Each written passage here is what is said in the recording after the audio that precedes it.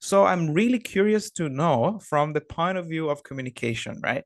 From an expert of communication like you, do you have any tips for facilitators? Because as a facilitator myself, I'm I'm always at loss at the lack of guidance, at the lack of literature. If you want to find the literature on facilitation, it's almost completely absent, right? So, what do you say to facilitators from the point of view of an expert in communication? I learned a long time ago that if I just talked at people and expected them to react, that wasn't going to work. I also learned that if I said something and then asked for their opinion, that was not very effective either.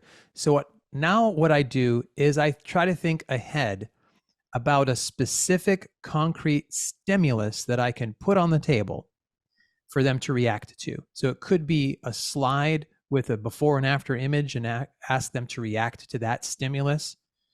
I could give a small case study and ask them to form an opinion or a recommendation, get them engaged in something real and tangible, and have them come up with something to say to that stimulus. So we were talking earlier about how I view this as like a hockey game. So if you've ever watched a hockey game, the referee pulls out a puck numerous times during the game and the two hockey players are faced off ready to go, right? They're trying to get ready. They're waiting.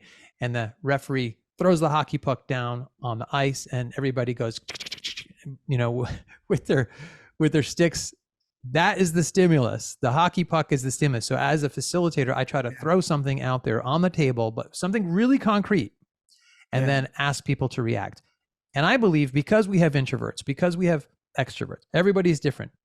There's group dynamics at play. I really believe in giving people 20 seconds, 30 seconds to form their own thoughts first, write them down, just even a bullet point or two, and then have then talk. They even pair up first, perhaps, or talk in small groups, and then have a discussion in front of the whole group after that. I feel as if that combination really works. A stimulus, a clear question, let them think about it, write some notes down, talk among themselves, and then talk in the whole group. That flow usually works really well in terms of getting everybody engaged in the conversation.